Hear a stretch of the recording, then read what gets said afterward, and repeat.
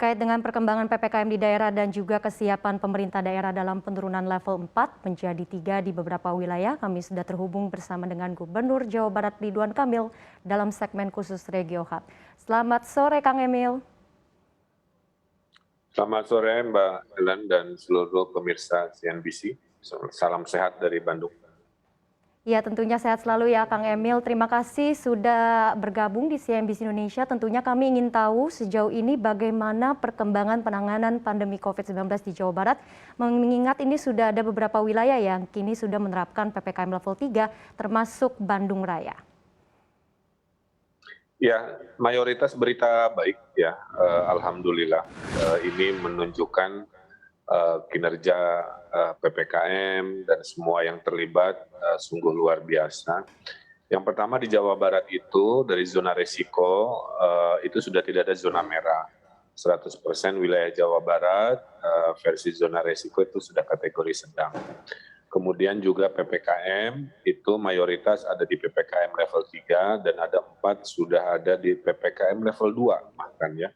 Sudah sangat-sangat membaik kira-kira begitu. Dan berita hari ini yang paling menggembirakan adalah keterisian rumah sakit di Jawa Barat tinggal 21% dari sebelumnya puncaknya kurang lebih 91%. Nah, ada peningkatan kasus kemarin itu karena ada kasus delay. Jadi diumumkan ada 5.000, seperti diberitakan juga oleh CNBC bahwa ada lonjakan.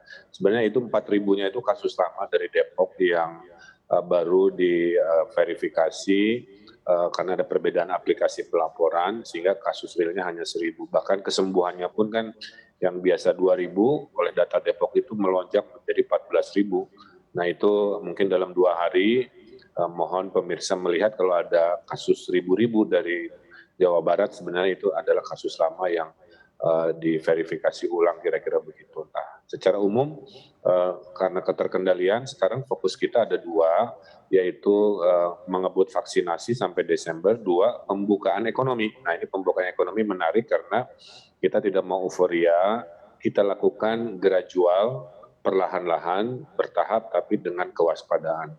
Di daerah yang vaksinasinya sudah tinggi seperti kota-kota besar, wajib memang datang ke tempat mal atau restoran itu menggunakan aplikasi Peduli Lindungi bagi mereka yang sudah divaksin atau menunjukkan bebas COVID melalui antigen misalkan.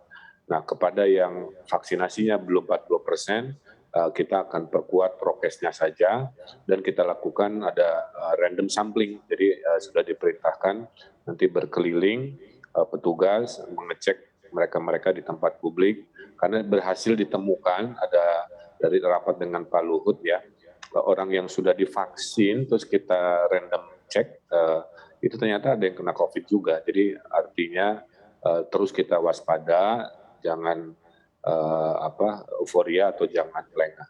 Nah harapannya ekonomi bisa bergerak perlahan, kemudian kedaruratan tadi sudah lewat. Selanjutnya tinggal move on, kita beradaptasi dengan prokes 5M. Itulah kehidupan baru kita setelah kedaruratan.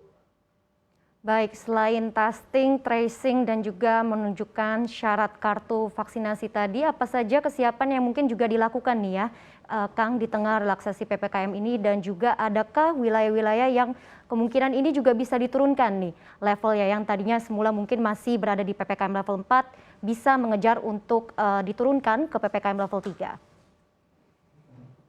Ya, jadi kita tidak pernah mengendorkan tracing ya. Bahkan kita naikkan, dulu kita punya 17.000 tracer, sekarang 200.000 malah karena satu RT kita wajibkan punya 1 tracer. Kemudian testing juga kita tidak turunkan, tapi memang penurunannya itu karena orang sakitnya turun, pas di tracing kontak eratnya juga jumlahnya kan makin sedikit sehingga kewajiban tes PCR-nya juga makin sedikit. Tapi yang antigen itu tetap kita tinggikan sebagai screening pertama untuk mencari potensi-potensi adanya kasus-kasus di masyarakat. Nah, jadi prinsip tidak mengendurkan itu penting ya. Nah, yang kedua kita masih ada PPKM level 4 tapi bukan di aglomerasi karena Jabodetabek, di mana Bogor, Depok, Bekasi di sana sudah level 3, Bandung Raya level 3.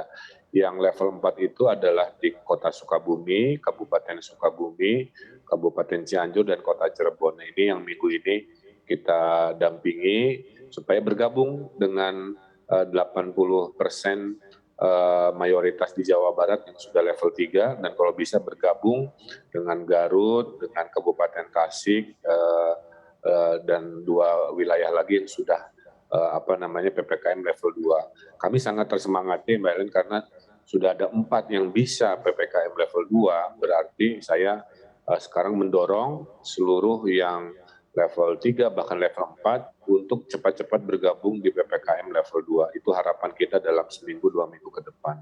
Nah, sehingga dengan begitu ekonomi jalan, sekolah bisa dibuka dengan syarat murid dan guru juga divaksin misalkan, ekonomi juga perlahan 25% dulu, nanti kita monitor 7 hari, naik lagi nanti ke 50%, kita monitor, kita random sampling.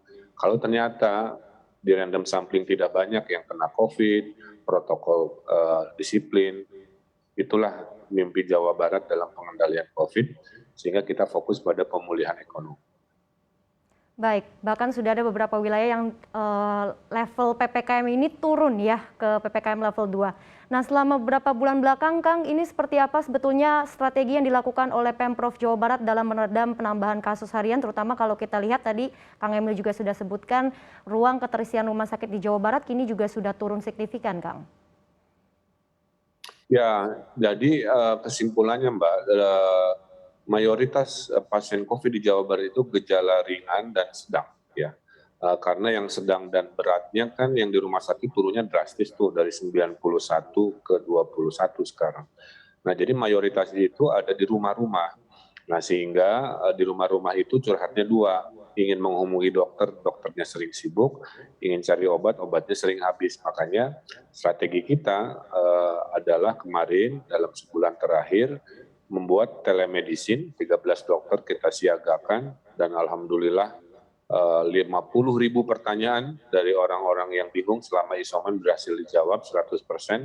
Kemudian obat dikirim, ada 4 tipe, A, B, C, D, E, dari mulai tipe A suplemen saja sampai tipe E yang dengan obat keras, itu kita kirimkan door to door gratis ke pasien itu. Nah, harapannya adalah tadi, yang di rumah jangan terlalu lama, sembuhnya lebih cepat. Makanya tingkat kesembuhan Jawa Barat sudah di atas 90%, dan alhamdulillah ya, walaupun secara jumlah kematian itu sangat kita sesali, tapi jumlah kematian Jawa Barat dibanding provinsi-provinsi se-Jawa yang besar kita termasuk rendah, kita ada di 1,8% dibanding rata-rata kematian nasional di atas 2,7%.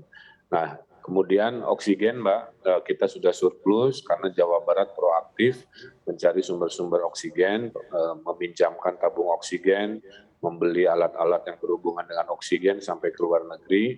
Nah, posisi hari ini sekarang kita sudah surplus, kita bantu beberapa ke Kalimantan, Sumatera, dan ke beberapa wilayah di Jawa juga kita dukung. Nah, itulah, tapi kita sedang juga menyiapkan agar jangan diserang lagi Mbak oleh kedaruratan ketiga.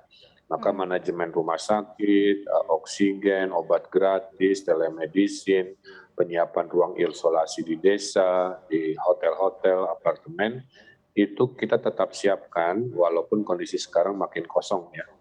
Sehingga insya Allah belajar dari pengalaman kedaruratan varian Delta, Jawa Barat insya Allah lebih siap menghadapi disrupsi lagi.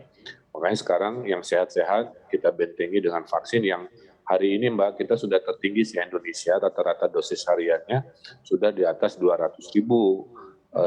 Se-Indonesia kita paling tinggi. Tapi karena penduduknya juga besar, 50 juta jiwa, maka 200.000 yang tertinggi itu pun tidak cukup. Jadi 28 Agustus ini kita akan kejar dosis kita, mudah-mudahan bisa menembus 400.000, dengan catatan suplai vaksin dari pemerintah pusat juga lancar, karena kami butuh 15 juta dosis per bulan sampai bulan Desember. Saya kira itu persiapan-persiapan, pengalaman-pengalaman dalam mengendalikan COVID khususnya di Jawa Barat. Baik, berarti dari sisi penguatan ekosistem kesehatan dan juga tingkat vaksinasi di Jawa Barat ini semua juga diupayakan oleh Pemprov Jawa Barat sendiri. Untuk informasi dan berita terkait, klik link di deskripsi dan jangan lupa install aplikasi CNBC Indonesia yang ada di App Store dan juga Play Store. Dan pastinya jangan lupa subscribe ya.